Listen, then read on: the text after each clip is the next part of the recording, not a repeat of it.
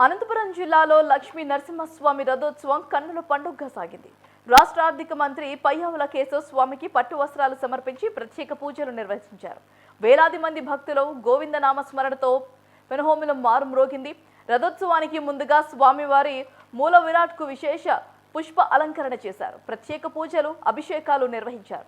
ఆనంద అలంకరించిన ఉత్సవ విగ్రహాలను ఆలయ ఈవో అర్చకుల ఆధ్వర్యంలో పల్లకిలో ఊరేగింపుగా తీసుకువెళ్లి రథంలోని కొలువు తీర్చారు. అక్కడ ప్రత్యేక పూజల అనంతరం బ్రాహ్మణుల ఆధ్వర్యంలో మడుగు తెరను కొంత దూరం లాగారు. భక్తులు స్వామి నామస్మరణ చేస్తూ పులకించిపోయారు.